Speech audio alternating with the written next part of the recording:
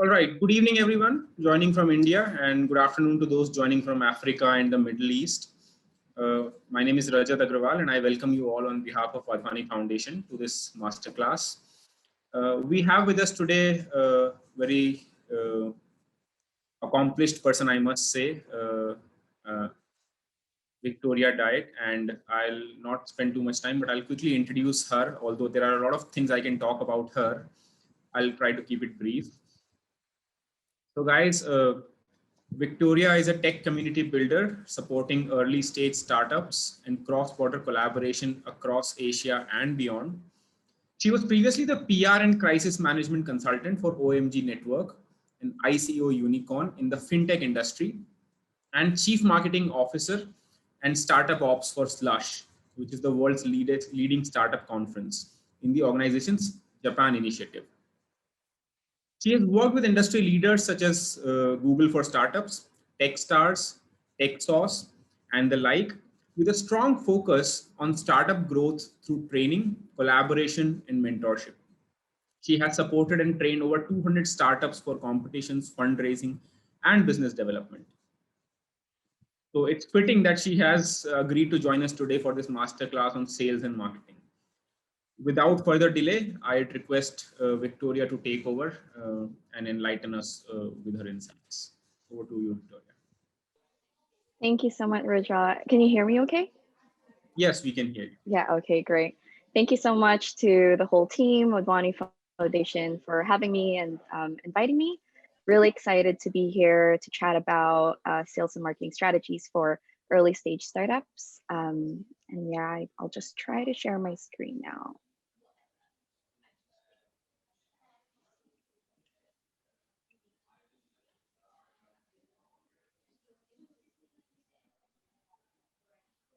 Okay, can you guys see my screen okay? Yes, it is visible. All right, great. So yeah, hi. I hope everyone is doing good. As you guys can see, it's quite bright where I am. I'm currently in the UK, so it's currently noon. But I understand that in the Philippines, it's the evening and everywhere else in Asia. So thank you so much for making time for joining this masterclass. As you guys can see, we're going to be talking about sales and marketing strategies. But before we kick things off, the agenda for today is basically I'll talk to you guys about startup sales and marketing, what works, what doesn't, and some tips and tricks that I know is an effective way for early stage startups. But before we kick things off, I'd like to tell you guys a little bit about me. So as you guys know, my name is Victoria, but you guys can call me Vicky.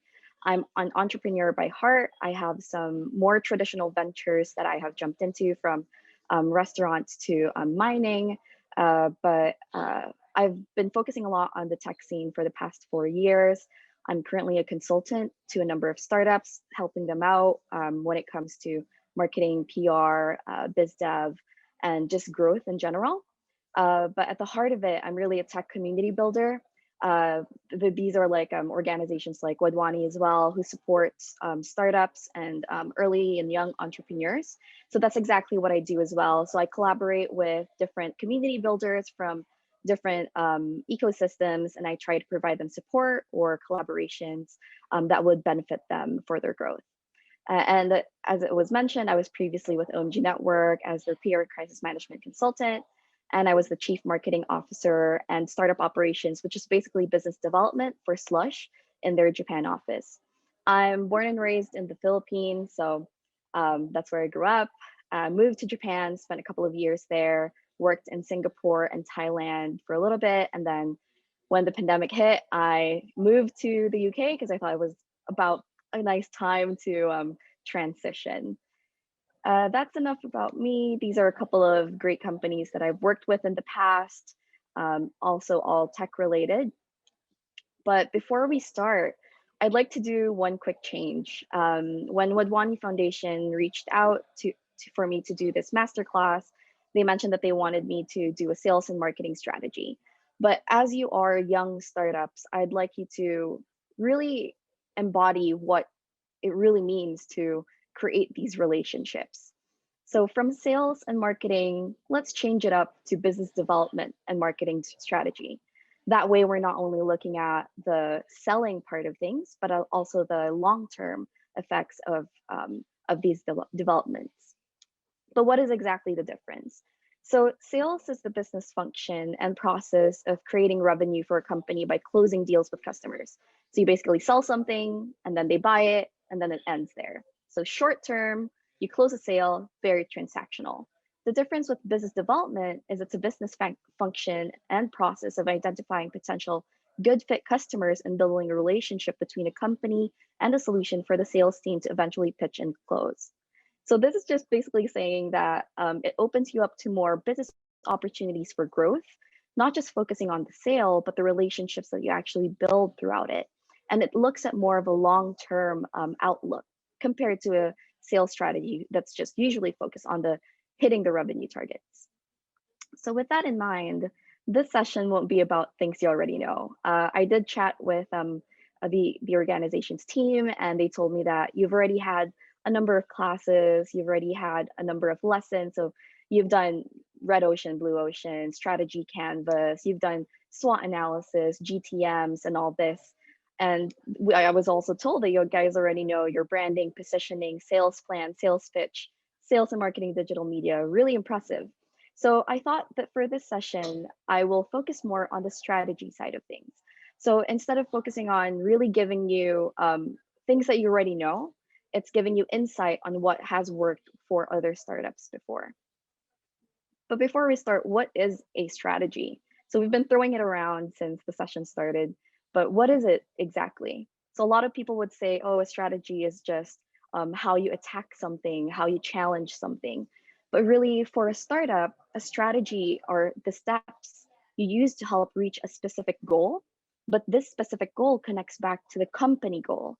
So this is something that a lot of startups sometimes find a disconnect, because a lot of startups focus too much on, I need to get X number of users for my app. I need to get X number of customers. But what is the real impact for the bigger goal of the company? How does it actually fit in for you to, for example, if your bigger goal is to get your Series A funding or even seed funding? How do you actually get there by hitting these smaller goals? So that's how strategy works. And strategy, I tried to break it down into three main steps. The first step is the situation.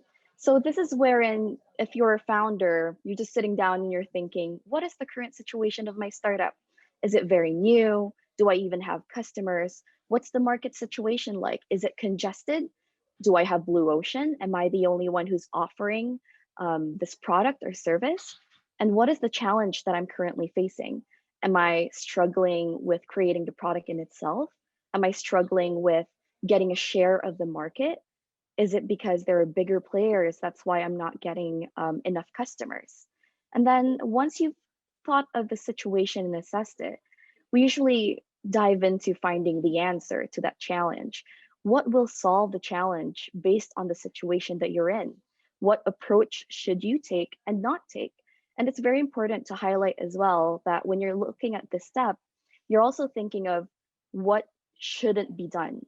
A lot of startups try to kind of like go head on and just create a list of, I need to try this, this, this, and this, and this. But you have to also consider that time is of the essence when it comes to strategies. You won't really have the time to try every single strategy out there, but if you do an elimination of what you believe based on evidence that will actually work, then that would be a potential answer to the situation that you currently have. And then you'll dive in deeper and have specific actions. And these specific actions are targeted actions that you need to solve the challenge and achieve the solution or goal set. So it sounds pretty simple, right? But in case you're getting lost, I decided to do a really simple and easy to understand example for you. So let's pretend it's summertime, it's school break. I decided to start a lemonade stand in a really good park location. All the kids come here, all the parents come here as well. Sometimes they have football practice. And suddenly, one new competitor sets up his own lemonade stand just a block away from me. And all of a sudden, my 10 lemonade sold per day is not being met. So now I'm having this issue of I'm not hitting my revenue goal. So then I try to assess the situation. I try to look at, okay, the location is good. There's definitely customers coming here. There has always been traction, but I found out that the competitor is offering more options. So that's when I decided that maybe the answer is focusing on providing drink options that the customer actually wants. So I try to do my research, I try to observe what exactly are they buying from my competitor's lemonade stand? What makes it so special that they're not buying from me anymore? The pricing is the same. Obviously, it's something about the product. So I do specific actions as part of the strategy. I speak to customers because customers have all needs to be at the heart of everything that you do. So you try to find out, why are they buying from him and not from me? What are the flavors that he's offering that I'm not offering? And how can I be better? And then you find out this preference that the customers want, and you start launch you plan to launch a new flavor offering. So I launch a new lemonade with pomegranate on it, or something like something that the customers will actually like. And then you add an offering on top of it, wherein I offer, if you buy one you get the second one 50% off. So then you'll have the edge again and have that launch successful. So that is initially basically what a strategy is. So now you guys understand what a strategy is. I'd like to put out a disclaimer that there is no one size fits all type of strategy. Each company is different. Each timing for the company is different. Each situation is different. So you have to assess what your company situation is like, where you're based. It's very important as well, and what trends there are, and what exactly are the challenges that you're facing, and what solutions are available to you. So now that you have that in mind, let's look at marketing and business development. And it's very important to really stress that marketing and business development are not exactly completely separated. So another mistake that I've seen a lot of startups do is they create a marketing team and then they create a business development team, but they forget to bridge that gap. It's very important that there will be constant communication between these two teams, because in the funnel, which I'm sure that you have also learned about already in this program, in the funnel, you will see that the top part of the funnel, it's marketing, and the bottom part where you actually transition into a sale, it's actually business development. And also with the retention, it falls with business development and not marketing. So it's really important to have this bridge this gap between these two teams. You'll see it in a lot of established big companies such as Google, Amazon. They usually have a product manager who's like really bridging the gap between marketing and business development. She or he would deal with business development, make sure that the pipelines are healthy, but at the same time, communicate with the marketing team on what needs to be done, what needs to be communicated. And this relationship is going to be very important when you're creating strategies for your company. And yes, that's why the relationship is important. So marketing does the content and messaging and drives leads into the funnel. Meanwhile, business development is very customer and client facing. They're the ones who do the demos. They're the ones who present what you're actually selling, and they nurture these leads as well. So not only, once you sell, it's done, that's sales. Business development is really maintaining these relationships so that you could capitalize on it further in the future. And I just wanted to run through this really quickly, but I'm sure that it's also something that you have discussed before. It's basically the 4 P's of marketing as well. So who is your customer? You need to really have an understanding of who your customer is. I know you've done branding. One thing that I would recommend is really have a good understanding of your customer and make sure that your product or service is a fit. So product market fit is going to be very important. There are some founders that fall in love with their idea too deeply, that it makes it difficult for them to adjust their view or adjust their pivot their idea into fitting the target customer. And this is usually a huge mistake that a lot of startups make. And we have seen a lot of startups fail because of this.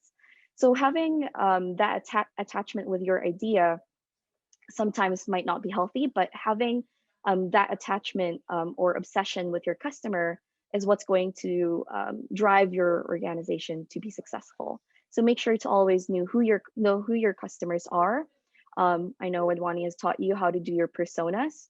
Make sure to know who your personas are, be specific. What's their age group? What do they look like? Like have that understanding of who your customer is. And what exactly are you going to target them with? So not all strategies target individuals or customers for the sake of selling something. For early stage startups, sometimes you want to target certain organizations for partnerships. So it's not exactly selling what you're making or selling your product or service, but it's all about creating that relationship. So what exactly are you going to target them with? And having an understanding of that, where you're adding value to them while adding value to yourself, is a good marketing strategy for your brand. And of course, the where. So, what are the channels where you can find them? Are they young individuals who are on TikTok? Are they exclusive VCs who you can only reach if you're in Clubhouse? Are they older individuals who respond better with email marketing? So there's also an understanding of where you can find them and where you can target them. Having that knowledge will really help you um, be able to have strategic leads for your marketing strategy. And how much is this going to cost? Now, when I say how much, it's not just the money value on an initiative. Sometimes how much also requires time. How much time is it going to take for you to actually push for this marketing strategy to be effective? How much website sessions do you need for you to be able to measure the success of an initiative that you're trying to push? It may change from one type of company to another. It may change from one type of situation to another, but something that remains the same is definitely these 4 points. So if you have these points, these foundational factors laid out, then it's going to be much easier for you to create more complex and more effective strategies that bleed over into business development and other departments of your company. So I wanted to highlight three main points that I usually uh, say that is very important. And I've mentioned this part in the previous slide, which is customer obsession. Companies like Amazon, Facebook, Instagram, they really obsess about their customers. And you can ask any marketer out there, they will say that customer obsession, although it sounds horrible, is actually a very important factor for a company's success. Because again, if you don't know who your customers are, or if you don't know how they are, how they function, how they conduct themselves online, then how are you going to be able to create functional and effective strategies for them? So you ask yourself, who is your target market? What does the persona look like? Is there product market fit? And what do they actually want? Again, you have to be able to provide them value. You have to be able to push them into converting into paying customers. And if you're not able to do that, if you're not able to communicate that through marketing, it will be very difficult for business development to transition them into customers. And the next part is the continued experimentation. I mentioned a while ago that there is no one size fits all strategy when it comes to marketing and business development. And that's actually true. If you ask any marketer, they cannot give you a fixed solution. If, for example, a startup came to me and said, okay, this is my problem, tell me how to solve it. It's continued experimentation that really helps find the perfect solution for a certain situation. And when certain situations are constantly evolving, then you also have to continuously experiment. So if you're in your startup right now and you just have one marketing strategy, let's say I have to post on social media 3 times a day, I have to send a newsletter once a month, I have to I have to be able to put out a blog with a call to action um, at least twice in a month. Sure, those are good strategies, but it's really the continuous experimentation of whatever is out there. If you're not exploring other platforms, if you're not exploring other channels, how do you know that there are more effective ways of doing it? So you have to look into doing A/B testing, cross-channel initiatives, platform-specific initiatives. So, for example, if you're on Twitter and you see that everyone in the industry that you're in, for example, if you're in fintech and everyone is just posting memes, then you experiment. You post memes of your of your product as well. You try to see if you can get engagement out of this, and then you measure it, and then see how you could translate that into more awareness and more knowledge of your business and your offering. And content. So you don't just stick to just posting a number of posts on social media in a week. Like, why does it have to be that way? Why don't you experiment on the time that you're posting it? When are you actually getting the most engagement? So if you post like 6 a.m., are you getting more engagement than compared to if you post at 5 a.m. on a Wednesday or on a Friday? So these continued experiments are really important. And it also goes with partnerships. So if you're a startup who is more of working with the community, it's really important to see what partnerships your target customer uh, reacts more to or relates more to. And if you see that those are effective partnerships, then you now have to do a new targeted strategy focusing on partnerships that do that, and same with collaborations. So there are a lot of ways that you could experiment when it comes to marketing. You could do digital marketing, social media marketing, you could do events. So there are a lot of different ways depending on what the situation is and what the needs are of your company. And of course, it has to be data driven. Something that one of our supervisors said recently was, don't just classify, specify. And this is actually really important.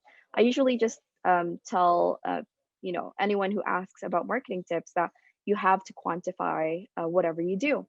But really, it's specifying. So it's not just what exactly is the numerical value that attached to your goal, but how do you actually measure this the success?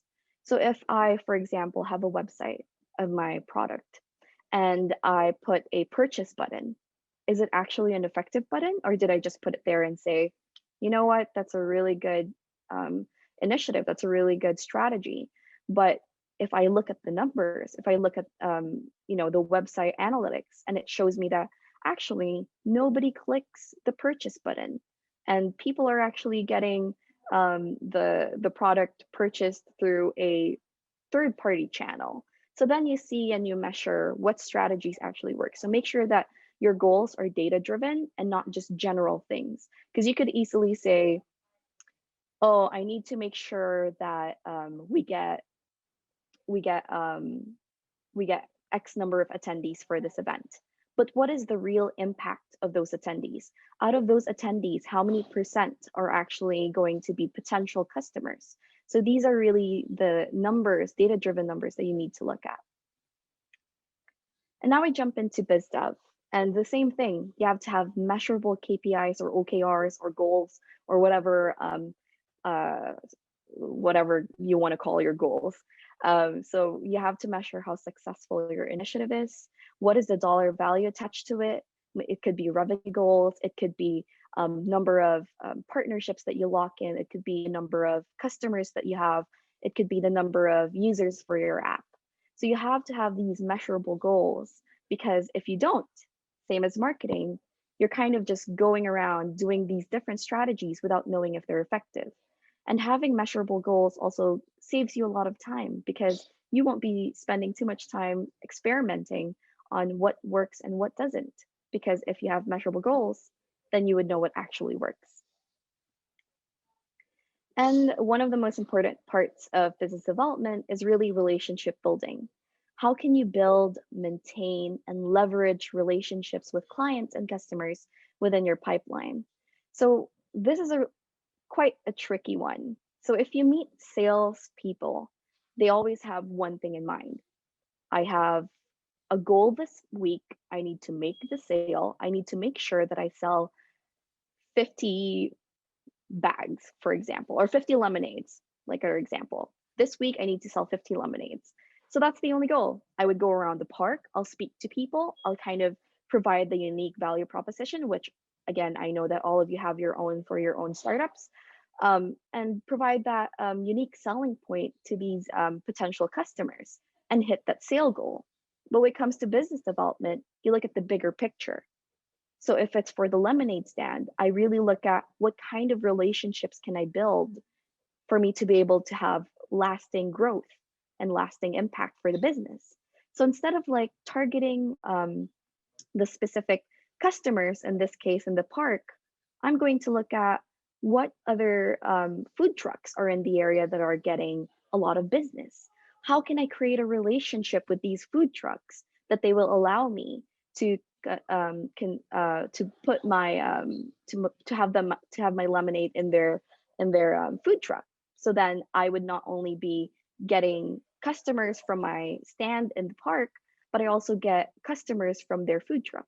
So this is what the difference between business development and and sales is. So relationship building is going to be very important, but you never go into a conversation thinking, oh, I need to speak to this person because he or she will add value to me in the future, because then it's not genuine. You genuinely need to have that want for that relationship. You need to be able to instead look at it in a perspective of what value can I provide this business or this individual. And if you approach it that way, you'll be able to maintain these relationships and eventually leverage it once you need it as your company grows. And the long-term game. You have to have an understanding of the competitive landscape, which one has high value add to your company goals, and what will actually make your company grow. And this is the point that I made a while ago about how a lot of startups kind of get caught up with, okay, I need to do really specific strategies for really specific things, but there needs to be always this pullback of looking at the long-term goal for the company. How does this fit in? And that's the founder's job. That's a CEO's job. That's a leadership team's job.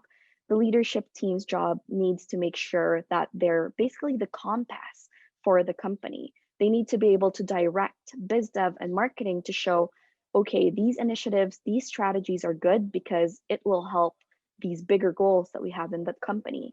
And this is much easier said than done. But with the right leadership team, it's definitely a recipe for success for your startup. And this is the pipeline that I talked about. But before we dive into this, do keep in mind that not all pipelines look like this, or not all funnels look like this. You have to experiment, again, as I've mentioned, with what works for you. It all depends on the industry that you're in, the product and service that you're offering. But this is a more general funnel that a lot of companies use. But you could also see a lot of different funnel strategies by different companies, wherein some of them have the figure eight funnel, some of them have a longer funnel in the middle part. So it really depends on what will work for you, and that's found through constant experimentation. So as you guys can see on this side, this is going to be basically the marketing.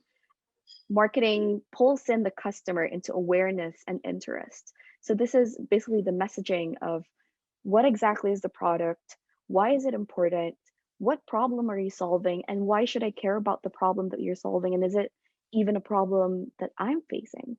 And once you're able to establish that awareness and that interest, it now moves into the business development part of the funnel, where there's going to be the decision and the action to actually turn it into a sale.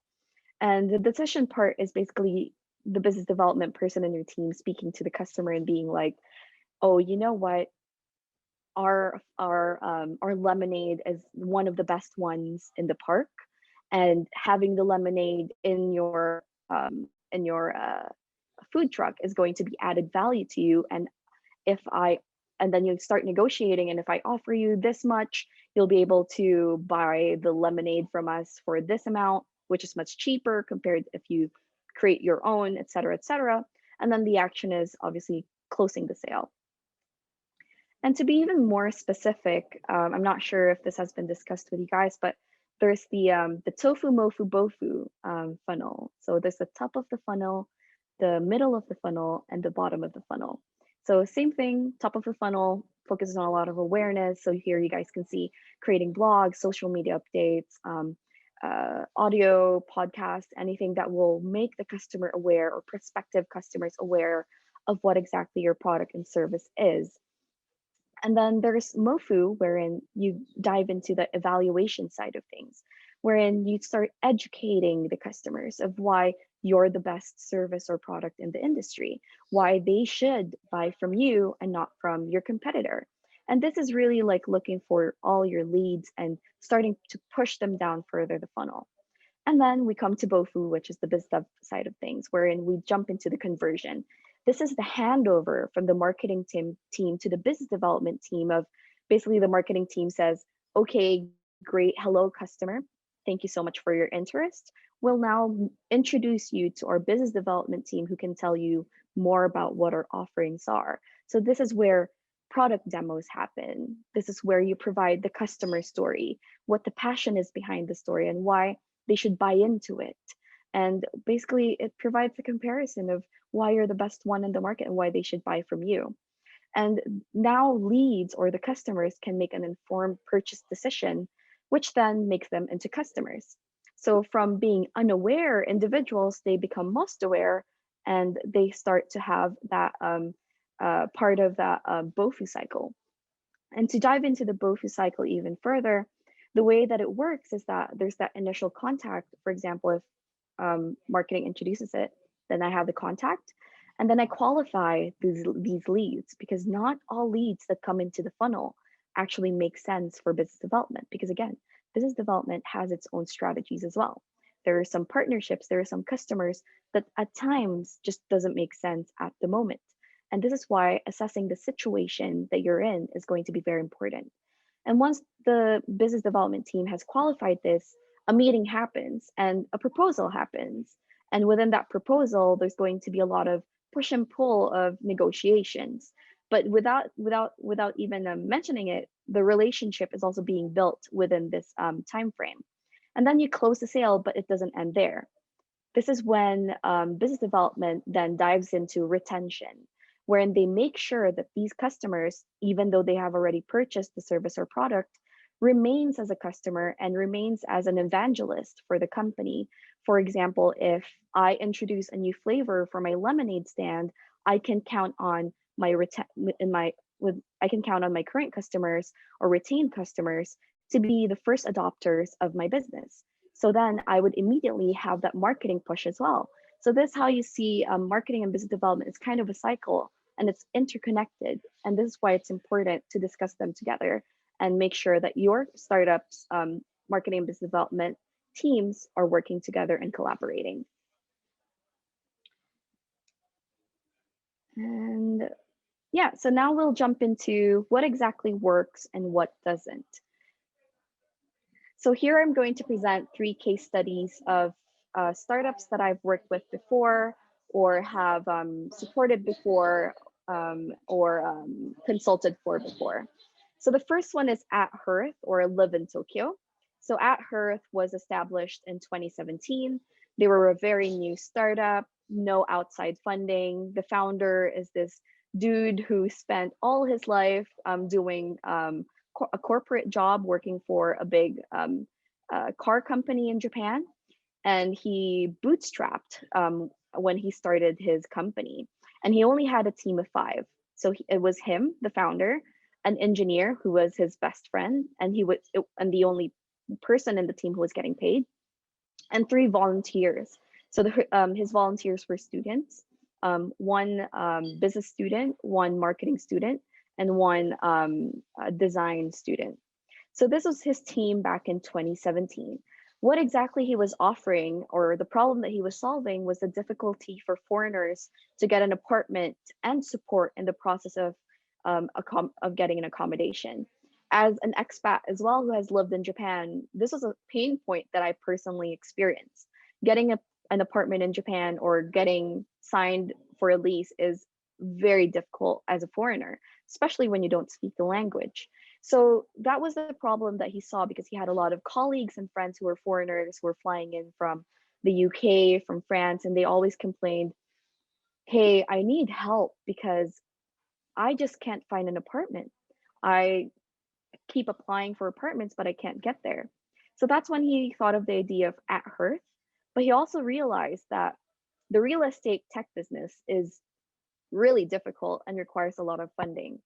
So he started off by using his savings. He bootstrapped, he rented out a whole building, which used to be an office building, and started redecorating each room into apartments.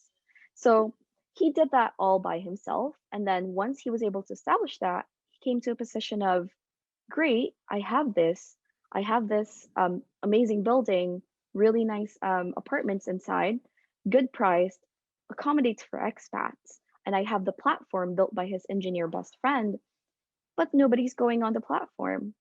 So now his problem was, how do I acquire customers?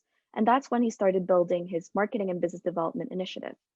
So the way that he approached it was really, what do the customers like to do? So his customers were expats, and foreigners that live abroad usually bunch up together, especially in a country like Japan, where there's a language barrier, and people who are foreign usually like spending time with people who are foreign as well, because there are a lot of relatable factors there. So then he realized, okay, they like events, they like drinking. So that's when he realized, I could be this person who promotes drinking and partying and having barbecue parties and creating this sub brand called Live in Tokyo, wherein I'll be able to get my target customers into the building where they could potentially live.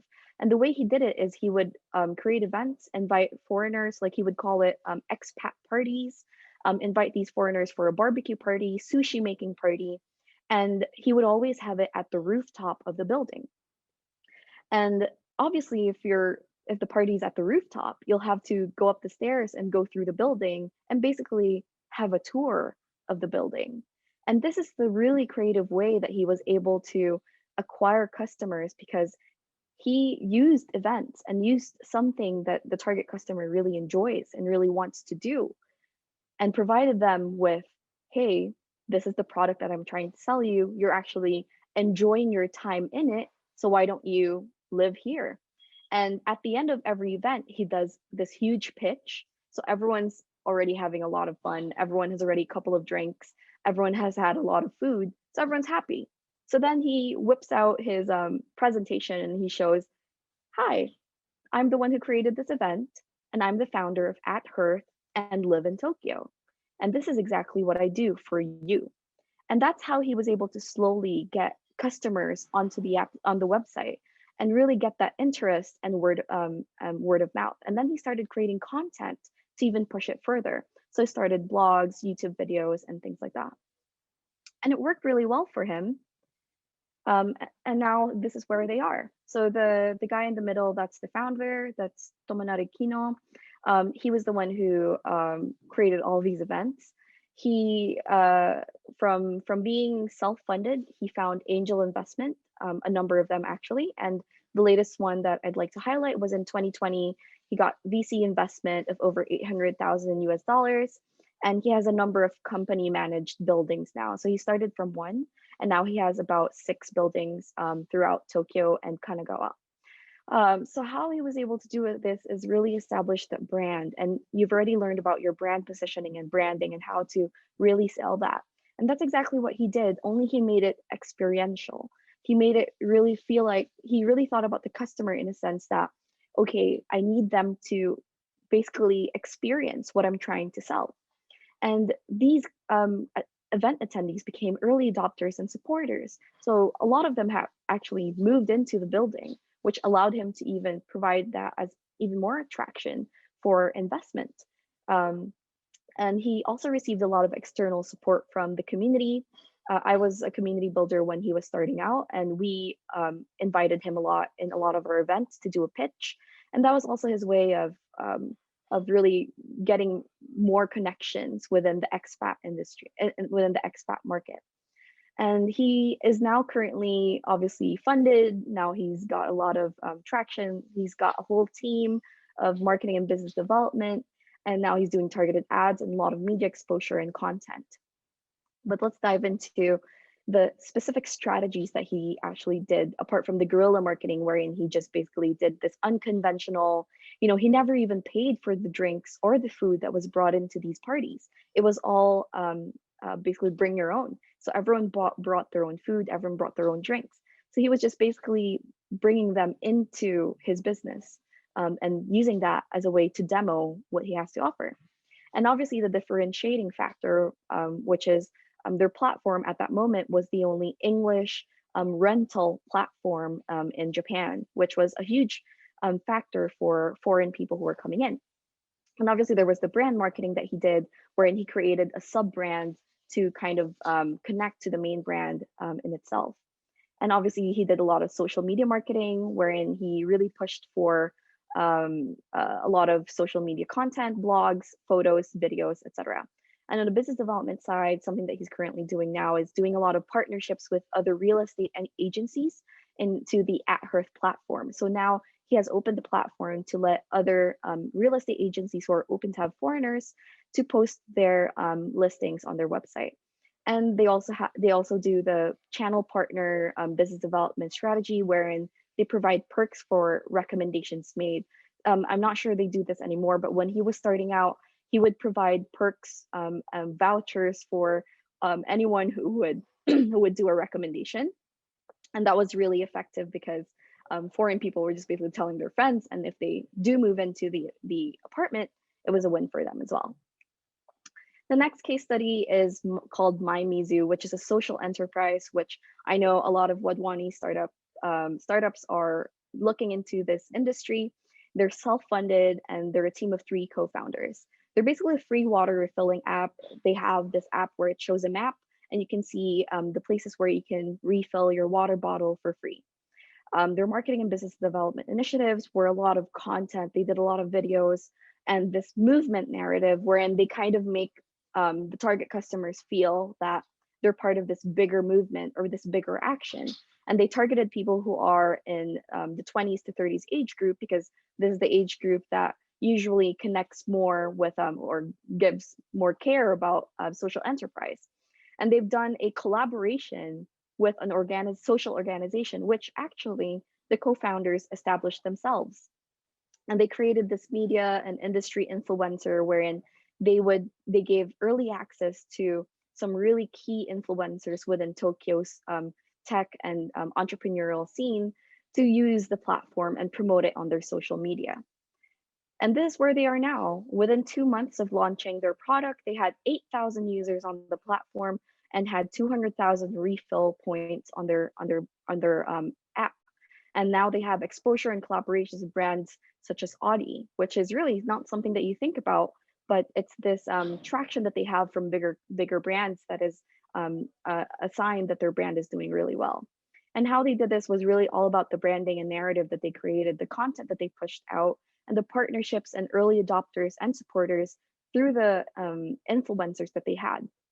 They did a lot of video content, media exposure, and really this FOMO movement or fear of missing out. They made people feel like if you're not refilling your bottle using the MyMizu app and not posting it, then you're not cool. So that was something that was really interesting to see. So they did a lot of social media marketing, brand marketing, influencer marketing, and FOMO.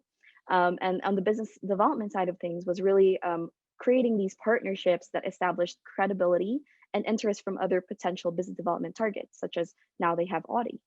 And obviously that FOMO also bleeds into these business development partnerships because there's this fear of missing out of this cool new thing that the company is doing. So these are 2 very young startups that were able to create these strategies that worked effectively for them based on the situation and the challenge that they were facing. But looking into a company which I previously worked for, which started as a really small startup and grew and now has exited. So OMG Network was established in 2015. They're an ICO unicorn in 2017, which means that they got over $1 billion valuation through coins. And they were a small team of 7 to 10. They didn't even have a product. They only have a proof of concept. But this is very specific because, again, it's very important to assess the situation because for their industry, fintech, this is very normal. But if you were in, for example, the lemonade industry, then this wouldn't be normal if you didn't have a product, right? So having the understanding as well of the situation is very important. So they were basically selling this whole idea of financial access for all. So it's for crypto and blockchain. Won't dive into it. And their approach was actually a no marketing approach. And the founders and advisors are influencers and they leverage these relationships for their business development pipeline. And it's really interesting because their approach was basically not doing anything.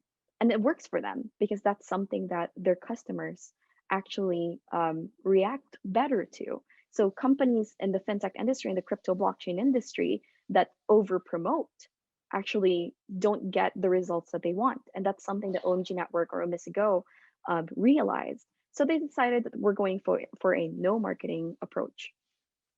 And where they are now, they're now one of the leading blockchain projects in the industry, and the founders, um, the leads come to them naturally, and the founders have already exited. They've just recently sold OMG Network to Genesis Block Investment, which is an investment firm in Hong Kong.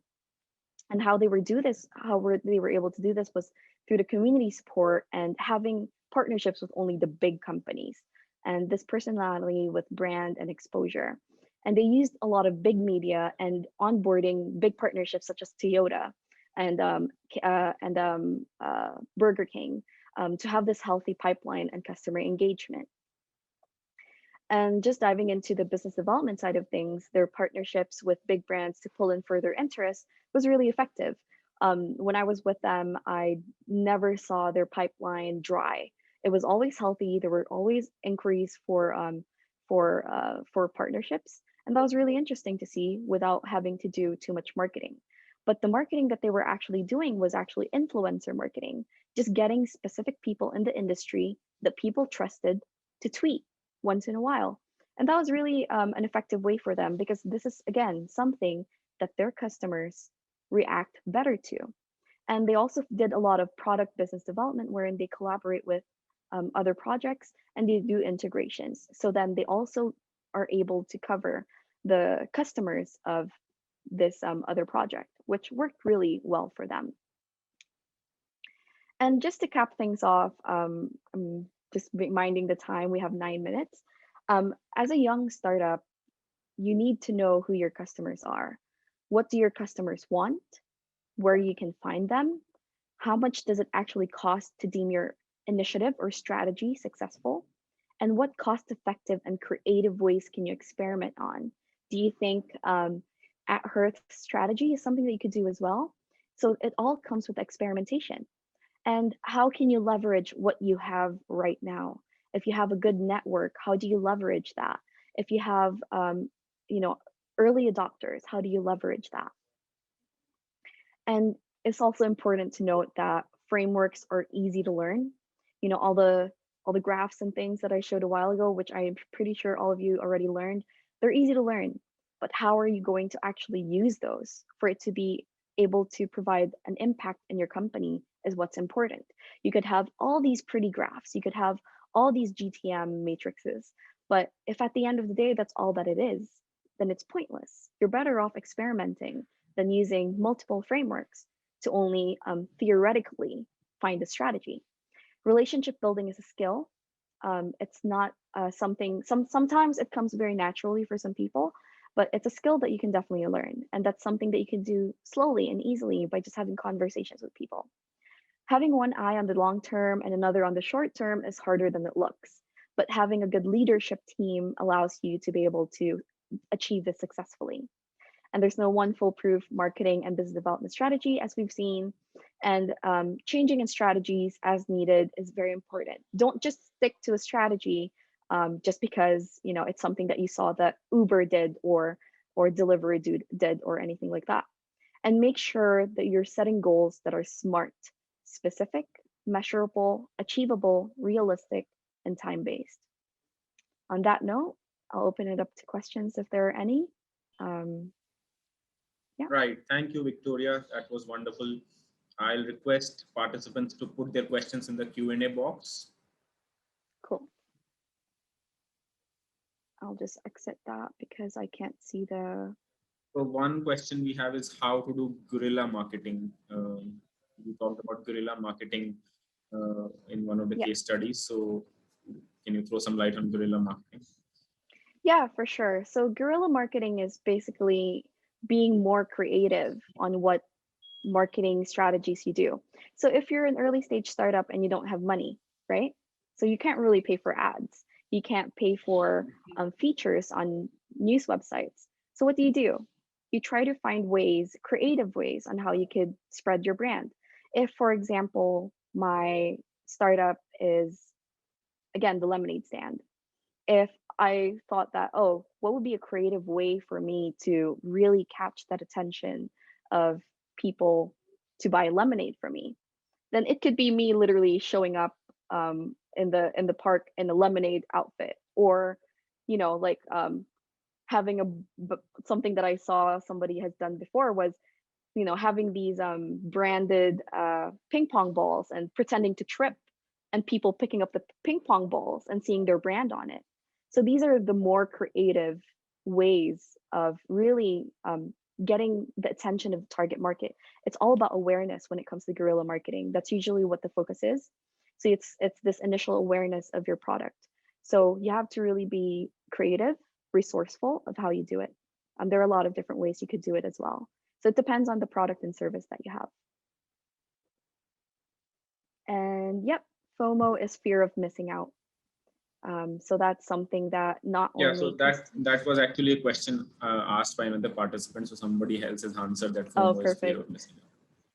Great. Any other questions, guys? Utilize these next 5 minutes to get your questions answered. So we have a question by Sanjay Chauhan, who's asking how to plan marketing in from a sector, textile waste management, where most of the players are away from tech. Yeah. So when it comes to industries that are not yet adaptive to new technologies, which makes it easier for marketing, right? Again, it boils down to where your customer is. Once you have a good understanding of where your customers are, how they find these services like textile waste management, how do they actually do it? Do they get it by word of mouth? How are you going to be able to use that to be able to market to them? So for example, it's the same with construction industry. In the construction industry, it's very old school. They don't have like a website of like, oh, you have to purchase your sand from this company. It's really all about word of mouth. So what I would suggest is really identifying the customer that will provide you the biggest added value. And this is where you start your business development.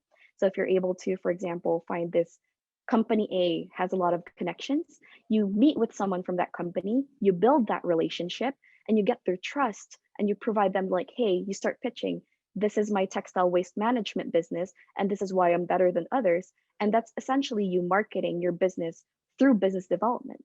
And once you have that, and for example, company A is able to say, yes, I will get your service, now he will be retained as your customer, and he will be your marketing tool. So he will be going around and telling people, hey, this friend of mine has this business, and I think you guys should try it out. So it's really being creative and seeing where your customers are and how they function. Right. So there's a question from Paul who's asking, how do you keep your eye on the short term while at the same time another eye is in the long term? Yeah, that one's really tricky, but something that you need to do to be able to do this is constant check-ins. So you have to have the leadership team always needs to have the bigger picture in mind. Your marketing person, your business development person needs to refer to these goals to create their strategies. And having these constant check-ins, I'm sure that everyone's doing their weekly check-in meetings with their teams. It's always going back to these goals and making sure that whatever initiatives that those two teams are doing are relating back to the bigger goal of the company. So it's a lot to do with how the leadership team is going to handle the goals that the other teams are going to be attacking. Right. Then there's a question by Janvi who's asking about A/B testing. Yeah. In A/B testing. Yeah. So the traditional sense of A/B testing is basically when people do two website pages and they see which one gets more, clicks, which one gets more visits, and then they see which one customers interact with more. Does this page have, on this page, how long do the customer stays? And on this other page, how long do they stay? But in the more modern sense, A/B testing has now been used as a term to actually just test different initiatives. So for example, if I'm just creating my startup brand and I started on Twitter and I know my customers are on Twitter and I want them to engage with me. So I start with posting a video, for example, and then after a video, I post a photo and I try to see which one gets more engagement. So that's essentially A/B testing. So you try to test what works and you try to test what, where, or how your customers are engaging to whatever it is you're testing.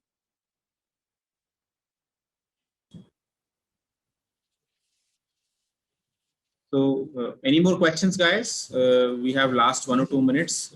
Please throw in your questions.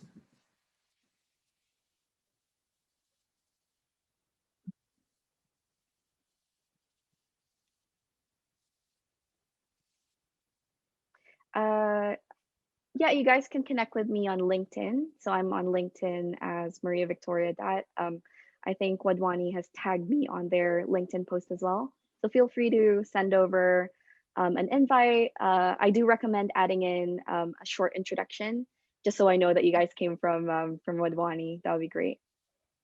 Which marketing is better for startups? So it will depend again, right? So it will depend on the situation. What industry are you in? What kind of product or service you're trying to sell? But 100% do go for cost-effective marketing strategies, because as a startup, in essence, especially if you're early stage, pre-seed, really young, bootstrapped, no funding, you're gonna want to be able to save every single resource that you have. Don't spend on brand, don't spend on your logo, don't spend tons of money on, designing a unique value proposition layout. Like, you don't need that. What you need to make right now for your marketing is show that your product and service is king. So that's definitely my advice for that. Make sure that your product and service is very competitive and make sure that your target customers are seeing that it is. Right. All right, Victoria, I think you've done a fantastic job at this session. I think the way you drove the session with setting the context and then in the end complementing it with the right case studies, and some of them are really interesting. I really did the first one that you mentioned about how this guy, marketed by throwing up parties, and that's why he found a way to call them into the building itself, and then had customers experience it firsthand what he was offering, right?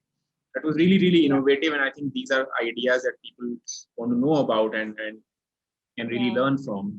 So we are really grateful on behalf of the entire foundation. I thank you so much that you could take time out to join us in this session, and we really look forward to associate with you more in the future. I think this was really insightful. Thank you so much. Thank you so much for having me. I really enjoyed it. I hope everyone learned a couple of nuggets of knowledge. Yeah, definitely just keep going in your startup. I know that all of you guys are just starting off, so just keep going. Don't get too caught up with what people say, like this should be the strategy you should do. This should be the strategy you should do. Really have that understanding of your customer, and you'll know where to start. Just like at Hearth. Right. Thank you so much.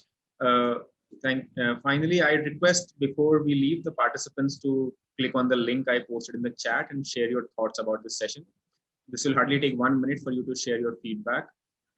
Please do share your feedback. It tells us that what is working and what can we do better in offering these sessions. Thank you all for joining. Please do click on that link, spend 1 minute, share your thoughts on the session. Have a great evening, all of you. Thank you.